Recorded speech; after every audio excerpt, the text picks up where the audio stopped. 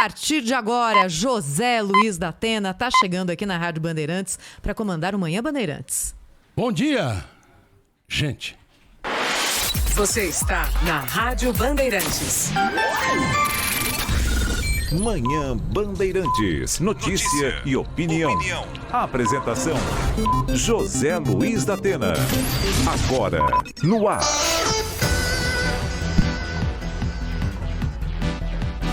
Meus amigos, minhas amigas do maior complexo de emissoras de rádio do país, bom dia.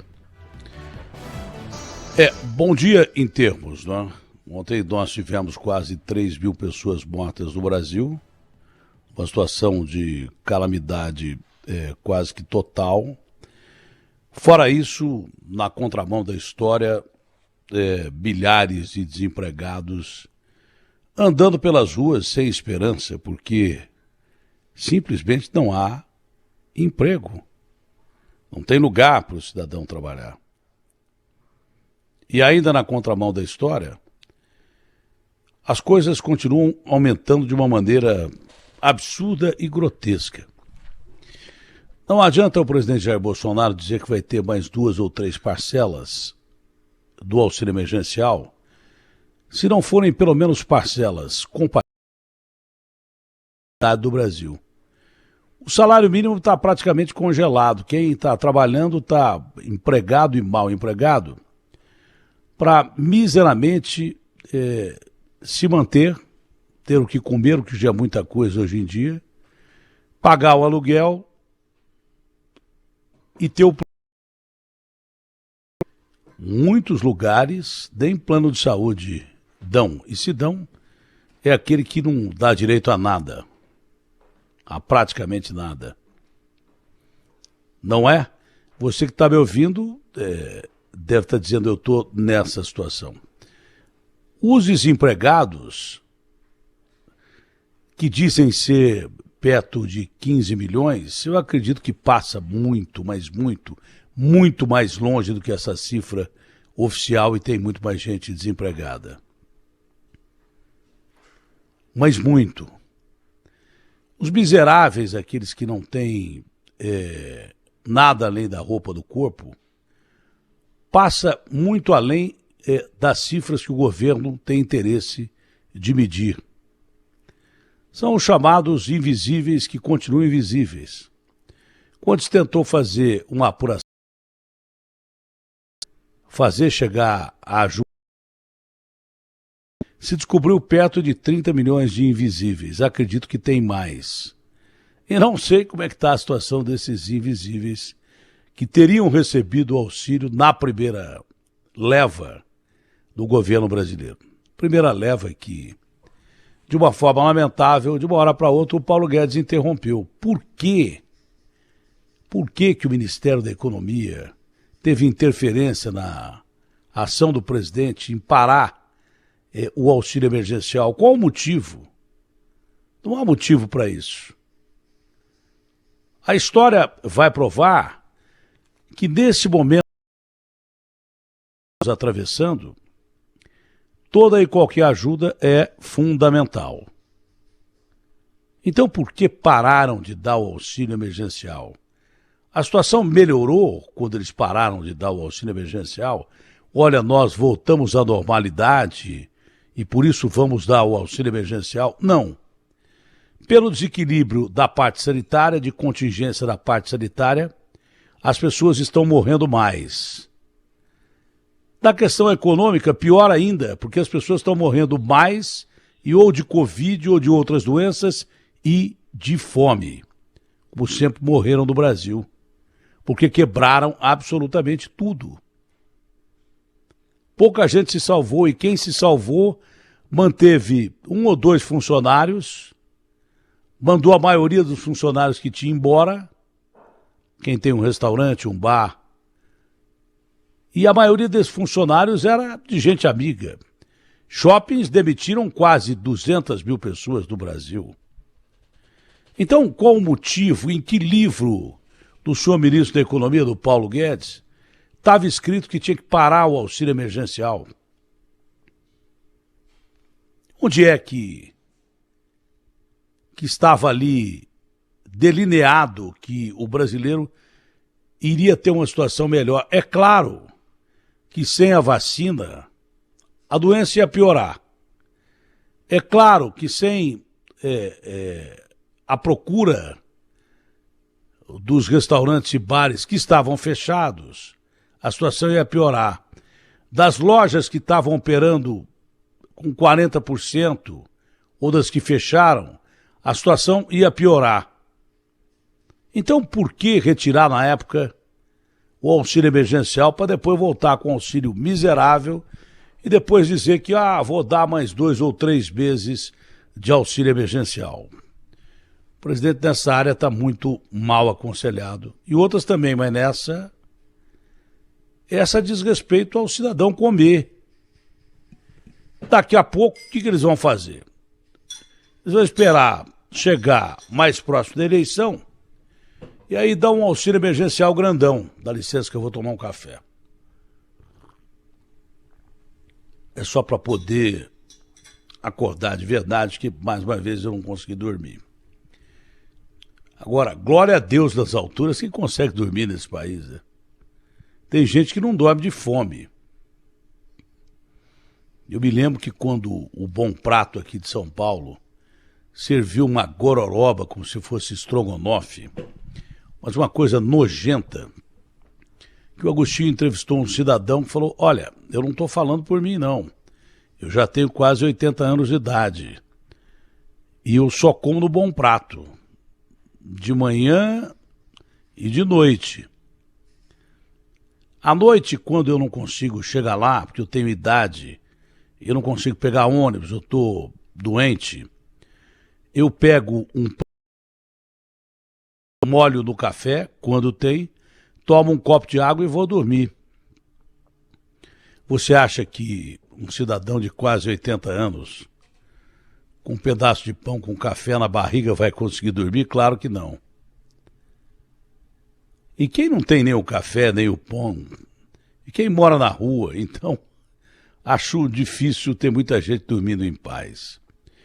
Aliás, isso não é privilégio do pobre. Quantos empresários, aqueles honestos que ajudam o Brasil, aqueles de verdade que não apareceram em lista de corrupção, como corruptores de vários políticos brasileiros, esses empresários interessados em ajudar o Brasil de verdade, ele tem medo de não poder pagar o salário do seu funcionário no outro dia, quando está chegando a hora de pagar o salário do seu funcionário, como ele é decente e honesto, ele tem medo de não conseguir pagar, porque a empresa, por maior que seja, deve muito e não aguenta mais porque as pernas estão quebradas. Ele tem medo de ter que demitir em massa. Não é porque ele vai fechar a empresa dele e vai continuar rico e vai aplicar em algum lugar e vai continuar a sua vida com a sua família. É porque ele tem medo de fechar uma empresa que vem de anos, vem de pai para filho, de avô para neto e que oferece dignidade a tanta gente que trabalha nessa empresa. Esse também não está dormindo. Quem tem coragem de sair às ruas e vender cachorro-quente para não roubar, esse tem que acordar de madrugada e já não dorme com medo de ser perseguido pelos fiscais da prefeitura, que deveriam fiscalizar muito mais outras coisas que não fiscalizam. Desconfio que haja ainda aquela máfia de fiscais por aí. Isso eles não fiscalizam, mas vão fiscalizar o cara que está vendendo alguma coisa para não roubar de um semáforo ou coisa parecida. É ilegal, mas tem tanta coisa ilegal que se permite nesse país. Porque quem está na rua vendendo bala, quem está na rua vendendo pano de prato, tapete, está na rua para não roubar. Está na rua para manter a sua dignidade sem roubar. Quando esse país oferecer emprego à maioria dos seus cidadãos, a todos os seus cidadãos, você pode até questionar quem está no comércio informal. Hoje em dia, não tem emprego para ninguém. Mas as falcatruas e bandalheiras continuam por aí. Do outro basta ter intuição, não precisa ser gênio, para você perceber algumas necessidades do país. Eu disse ontem aqui que estranhava que a Anvisa, que vem tendo um papel muito bom até agora, não liberasse, por exemplo, a vacina Sputnik V, pelo menos em estado emergencial, para o Brasil, já que a gente não tem vacina.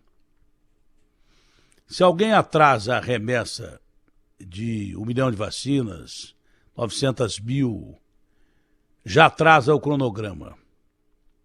E todo mundo está tentando correr para poder vacinar todo mundo no Brasil, porque a situação é grave, quase 3 mil pessoas mortas. Acho que foi o pior dia do mês, não é? Então, eu apelava para o presidente Barra Torres da Anvisa, e a minha surpresa foi que ele liberou para mais 7 estados o uso em condições da vacina Sputnik V, que eu acho que devia ser liberada de uma vez. Eu senti boa intenção mesmo. Não é porque o Fernando, dono da União Química, que vai fabricar essa vacina no Brasil, já está fabricando, acho, ou vai fabricar. Eu acho que ele já deve estar em processo de fabricar o IFA em Brasília e envasar em Guarulhos. Não é porque ele comprou 2 quadros aqui, um do Ciron e um do Cobra, para a campanha Band Abraço, por R$600 mil, dando start a uma campanha que rendeu mais de 100 milhões para ajudar a Central Única de Favelas, o Gerando Falcões e Amigos do Bem. Não foi por isso, não. Foi porque eu senti a intenção dele em ajudar o povo brasileiro. É claro, ele é empresário e vai ganhar com isso, mas a intenção dele era ajudar o povo brasileiro. E se essa vacina está sendo usada em várias partes do mundo, inclusive na Rússia, por que não liberar essa vacina para o Brasil? Então acho até que essas liberações em condição, no momento de guerra, poderiam ser de uso emergencial, mais amplo, mas já é alguma coisa. É por isso que a Torres, pela primeira vez, eu senti que ele não iria politizar a vacina e não politizou. Ele, por exemplo, não aprovou a cloroquina até hoje e nem vai aprovar. A Anvisa não aprovou um remédio que o presidente da República queria. E o Barra Torres não aprovou, não politizou coisa nenhuma. Deixou a maioria dos seus críticos de queixo caído. E é difícil o cara voltar atrás, eu errei com o Barra Torres e tal. Eu desde o começo percebi que o presidente legal, um almirante, um cara bem preparado, um médico, cirurgião de pés de diabéticos, bem preparado, e um brasileiro, acima de tudo, bem definido. Porque há brasileiros e há brasileiros, né? Há brasileiros que pensam neles de uma forma individual, muito no Brasil como cidadãos, em você. Esse Barra Torres é um cara que eu falo, ele está pensando em você agora, mais do que nele. Não como a maioria de quem a gente vai lá, deposita o voto na urna, e eu repito, eu não voto faz muito tempo porque não acho em quem votar. A maioria desses caras não pensa em você, não pensa no Brasil, pensa no próprio bolso e no próprio ego. Mas o Barra é um cara diferente. É um cara que pensa realmente em você. E se ele toma alguma atitude, às vezes, com um determinado tempo, por pressão ou sem pressão, ele toma. Isso é fundamental. Seria legal que a Sputnik V fosse usada em outras partes do país, assim parava essa onda de tem vacina, não tem vacina. Mesmo porque os russos transferem a tecnologia para o país que fabrica a vacina. Então você fabrica a vacina integralmente aqui. Ela inteirinha aqui. Não precisa esperar o IFA da China, da Índia ou de qualquer lugar que seja. Outra coisa é a minha homenagem aqui, em particular, aos portugueses, que é um povo que eu respeito muito, e especificamente ao gajo, Cristiano Ronaldo. O cara bateu todos os recordes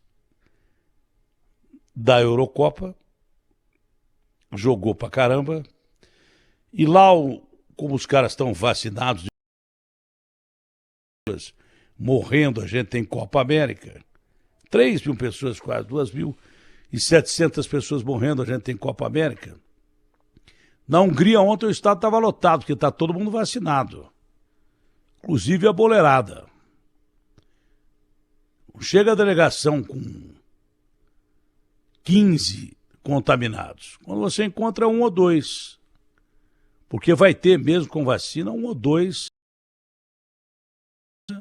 as pessoas vão se contaminar mesmo com vacina. Mas não é como aqui, que não tem vacina e a seleção da Venezuela chega com 12, 15 contaminados. A Bolívia mais 5.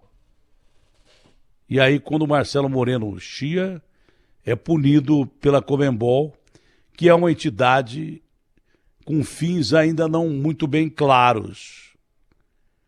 Ela e a CBF são ricas, bilionárias, e os clubes, sob a tutela delas, quebrados. Quem é que é a Conmebol para punir o cara, como está punindo agora? Com a moral que tem a Conmebol. Já casos escusos, no mínimo escusos, quando não criminosos. Esse caboclo de sair comprou um jatinho de quase 100 milhões. Para quê? Para quê? Porque está sobrando dinheiro e os clubes não pagam o salário em dia de jeito nenhum porque estão quebrados. E se não fossem eles, a CBF não existia.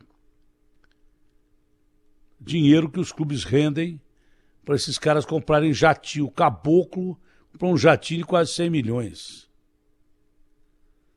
Então, mas voltemos ao gajo. Não só pelo que ele faz em campo, um cara com a idade dele, que perto da minha ele é um bebê. Eu sou um dinossauro, mas para jogar bola o cara vence todos os limites da idade, jogando com a idade que tem, num alto nível.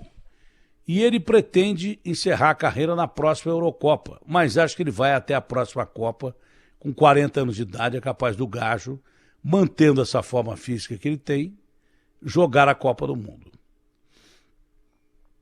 Agora, eu me lembro um dia que eu fui entrevistar o Sócrates, que era meu amigo de infância, e o Sócrates tinha ido para a Fiorentina. Eu falei, Magrão, na época acho que foi a transação mais cara do mundo. Eu falei, Magrão, pô, mas os caras estão te pagando 15, pagaram por você.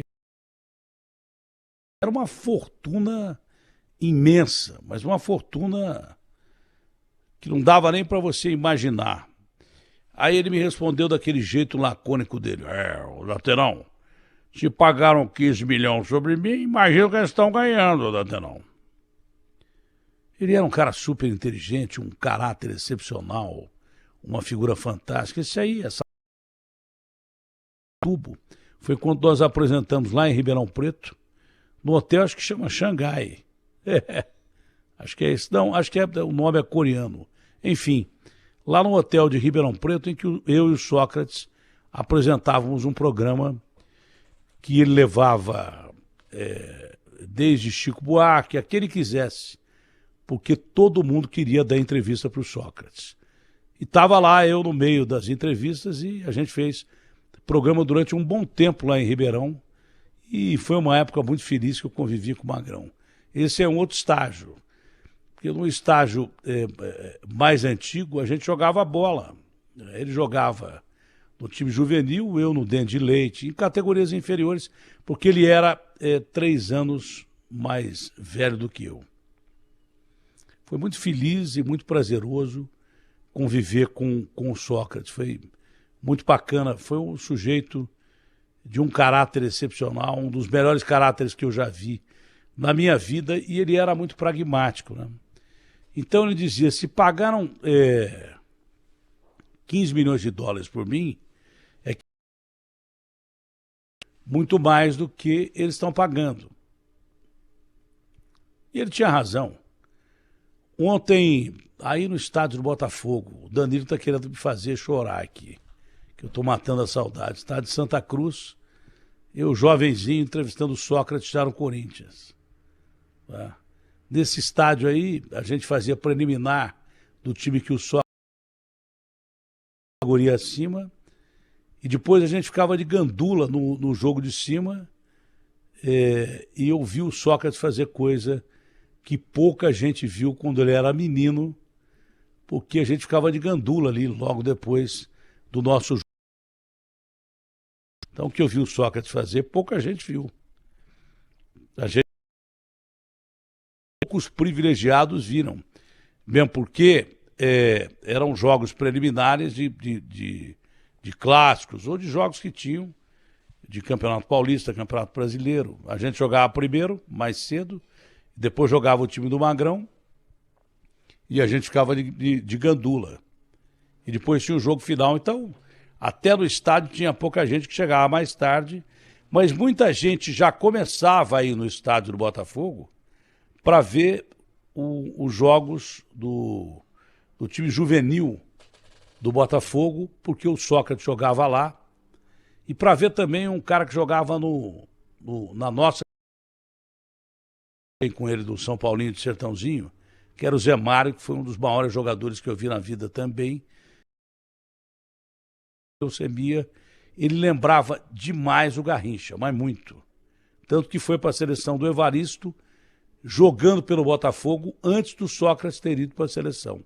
O Sócrates foi para a seleção, quando veio para o Corinthians, o Zé Mário veio para a seleção jogando no Botafogo, chegou a disputar a partida na Bolívia, com o titular da seleção do Evaristo, era um monstro. E eu joguei com o Zé Mário do São Paulinho, de Sertãozinho. O Zé Mário jogava de ponta direita. Quando foi para o Botafogo, foi deslocado para a ponta direita. Quando estava no São Paulinho, ele jogava de meia, era um meia fantástico, mas ali tinha o Magrão. Então, como o Magrão era gênio, e ele também, ele passou a jogar de ponta direita e o Magrão jogava na função de meia, e era um desastre o que ele e o Zé Mário faziam com as defesas adversárias. Mas voltando ao assunto, veja a importância de um jogador que tem a moral do Cristiano.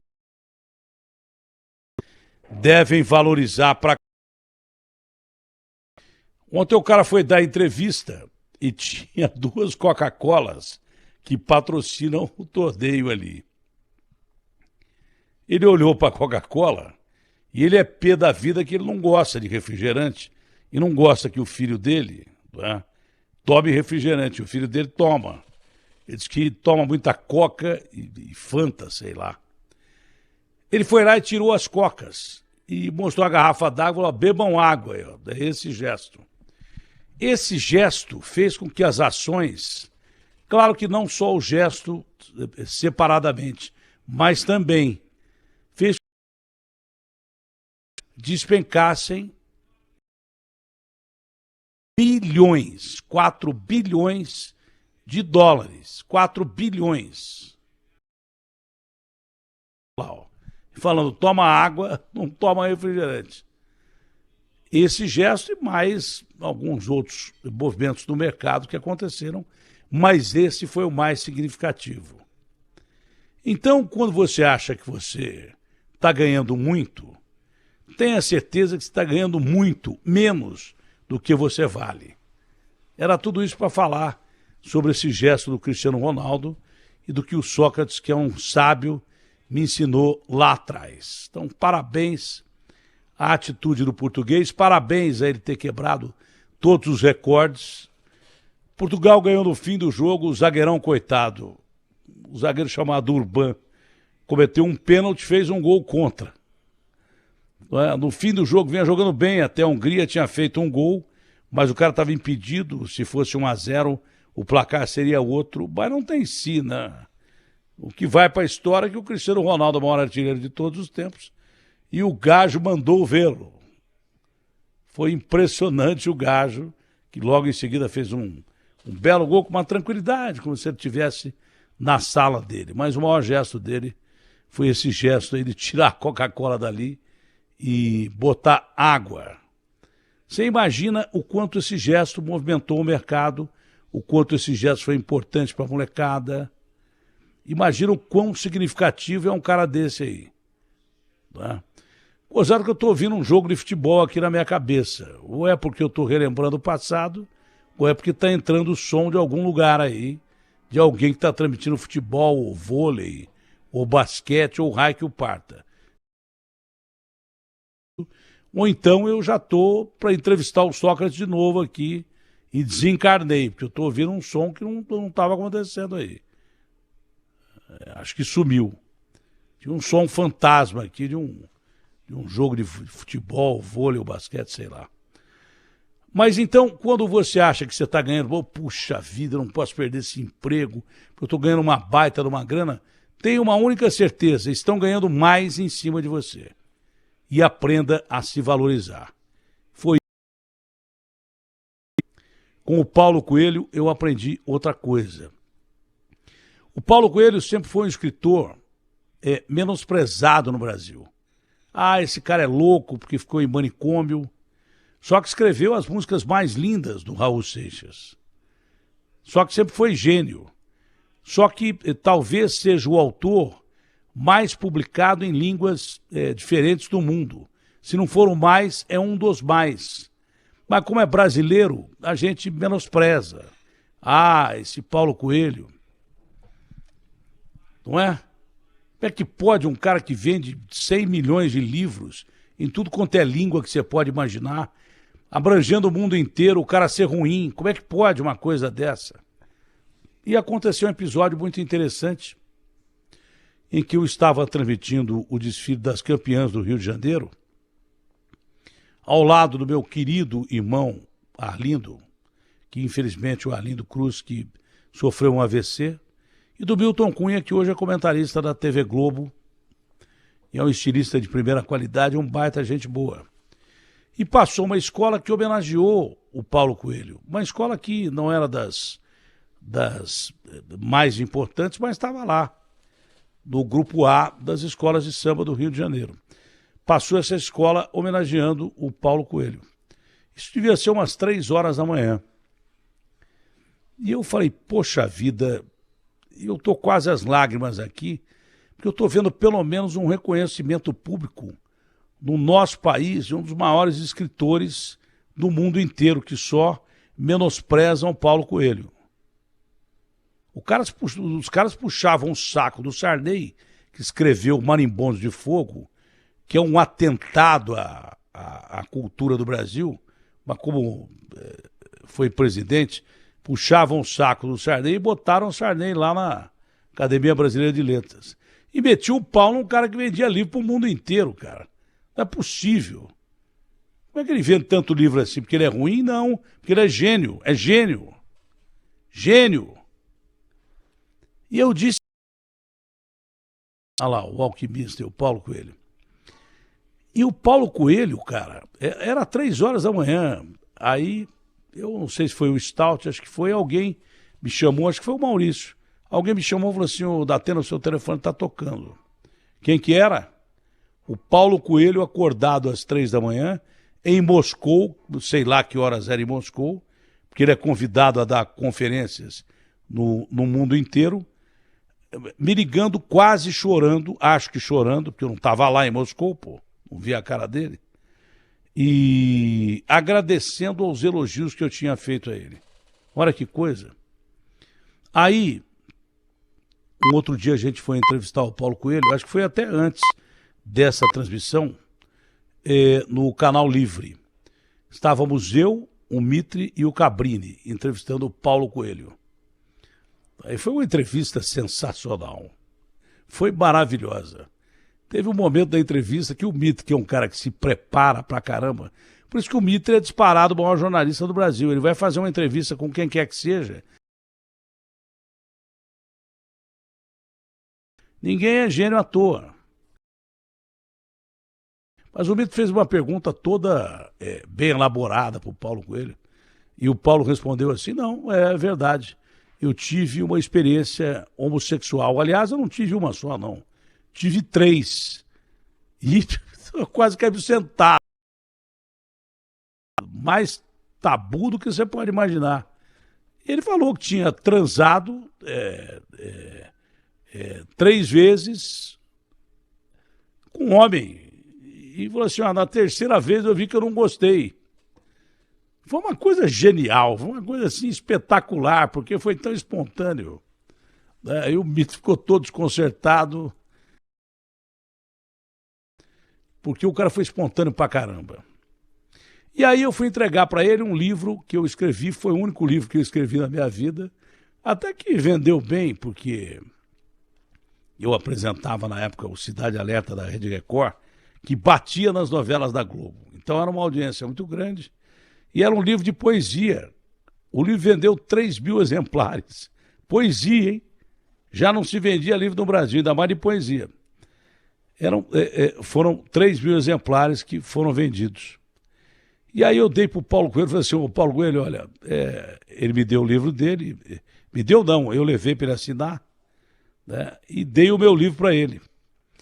Quando eu dei o meu livro para ele, eu falei assim, vou te dar essa porcaria aqui, porque foi a única coisa que eu escrevi. Aí ele disse assim, Datena, conselho para você que sirva pro resto da sua vida. Jamais menospreze qualquer coisa que você fizer, mesmo que você ache ruim. Porque tem alguém que vai achar que é bom. Não se deprecie.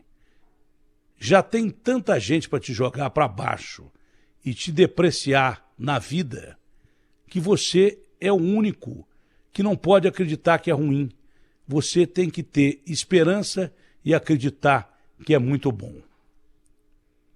Olha, você pode até não fazer o que eu falo, mas é bom ouvir o Paulo Coelho, porque ele é um dos famosos do mundo, em que pese ser criticado no Brasil, o cara é bilionário pela obra que fez e ele é certo. Por que é que você não pode dar? RB fechada com você. Opinião. O que é certo. José Luiz da Atena. Na Bandeirantes.